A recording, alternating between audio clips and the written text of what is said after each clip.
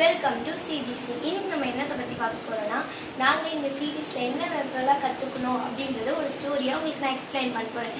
இன்னைக்கு 4-5 ஆடிய பாடத்தலைப்பும் அதில் இருக்கிற கதையும் அதில் இருக்கிற ஆக்டிவிட்டீஸையும் நம்ம பார்க்க போகிறோம்.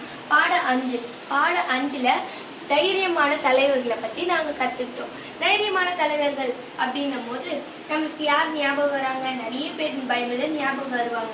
இதில் ஒரு ஸ்டோரியை தான் நம்ம கற்றுக்க போகிறோம். இஸ்ரவேல் ஜனங்க எகிப்தில் அடிமையாக வேலை செஞ்சுட்டு இருந்தாங்க. அப்போ எகிப்தில் அடிமையாக வேலை செஞ்சுட்டு இருக்கும் போது ஏசப்பா வந்து இஸ்ரவேல் ஜனங்களுக்கு ஒரு வாக்கு கொடுத்தாரு. நான் உங்களுக்கு பாலும் தேனும் ஓடுகிற கானான் தேசத்தை நான் உங்களுக்கு தருவேன் அப்படின்னு சொல்லிட்டு இஸ்ரவேல் ஜனங்களுக்கு வாக்கு கொடுத்தாரு. மோசே வந்து இந்த பாலும் தேனும் ஓடுகிற கானான் தேசம் எப்படி இருக்கு அப்படின்னு சொல்லிட்டு பாக்குறதுக்காண்டி 12 பேரை அந்த கானான் தேசத்துக்கு அனுப்பிச்சு வச்சார். அந்த 12 பேரும் போயிட்டு திருப்பி ரிட்டர்ன் வரும்போது அதுல 10 பேர் என்ன சொன்னாங்கன்னா, அங்க பெரிய பெரிய ராட்சசர்களா இருக்கிறாங்க, நம்ம வெட்டுக்கிளிகளை போல இருக்கோம், நம்மள நசுக்கிடுவாங்க, நம்மளால அந்த தேசத்தை போய் ஆட்சி பண்ண முடியாது அப்படின்னு சொல்லிட்டு 10 பேர் சொன்னாங்க.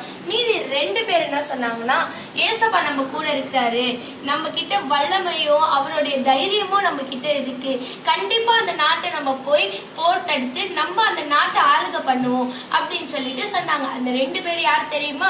காலேபோ யோசுவா தான். அந்த 2 பேர் மூலியமா ஏசப்பா அந்த கானான் தேசத்தையே அவங்களுக்கு தந்தாங்க. இவங்க அந்த நாட்டுக்கு போயிட்டு என்னத்தை எடுத்துட்டு வந்தாங்க அப்படின்னா, பேரிச்சம்பழத்தையும் திராட்சை கொத்தியும் அவங்க எடுத்துட்டு வந்தாங்க. அவ்வளோ செழிப்பான நாடு அந்த பாலும் தேனும் ஓடுகிற கானான் நாடு. இதுல இருந்து நம்ம என்ன கத்துக்கிட்டோம் அப்படின்னா, காலேபும் யோசுவாவும் எவ்வளவு தைரியமா இருந்தாங்களோ அதே மாதிரி ஏசப்பா நம்ம கூட இருக்கிறாரு, நம்மளால எல்லா விஷயத்தையுமே பண்ண முடியும் அப்படின்ற ஒரு தைரியம் நம்மளுக்கு எப்பவுமே இருக்கணும். தேங்க்யூ.